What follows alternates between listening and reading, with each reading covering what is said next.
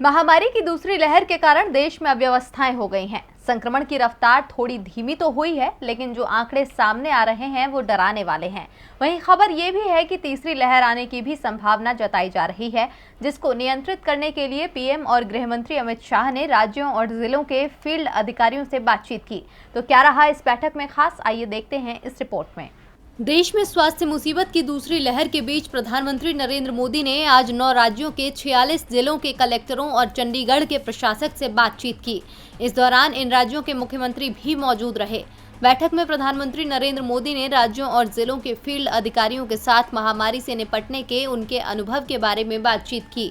बैठक में पीएम मोदी ने जिले की महत्ता को बताते हुए कहा कि जब एक जिला जीतता है तभी देश भी जीतता है।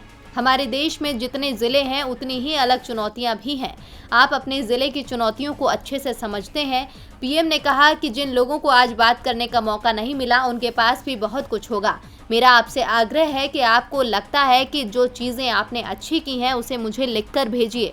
इसका अन्य जिलों में कैसे उपयोग हो, मैं इसकी जरूर चिंता करूंगा। आपकी मेहनत और इनोवेशन देश के काम आना चाहिए।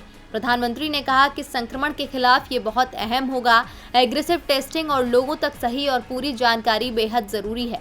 इसके अलावा प्रधानमंत्री ने कहा कि वर्तमान में कुछ राज्यों में मामलों की संख्या में कमी आई है, जबकि कुछ राज्यों में वृद्धि हुई है।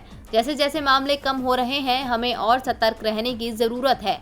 पिछले 1 साल में हुई बैठकों में मैं अनुरोध करता रहा हूं कि हमारी लड़ाई हर एक की जान बचाने की है। बड़े पैमाने पर टीकों की आपूर्ति बढ़ाने के लिए प्रयास किए जा रहे हैं। स्वास्थ्य मंत्रालय टीकाकरण की प्रणाली और प्रक्रिया को सुव्यवस्थित कर रहा है। अगले 15 दिनों का शेड्यूल राज्यों से पहले से देने का प्रयास किया जा रहा है। इसके अलावा महामारी की इस दूसरी वेव में ग्रामीण और दुर्गम क्षेत्रों में बहुत ध्यान देने की बात कही।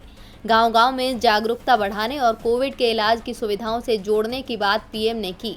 साथ ही बढ़ते हुए मामलों और संसाधनों की सीमाओं के बीच लोगों की अपेक्षाओं को उचित समाधान देने को प्राथमिकता देने की बात कही।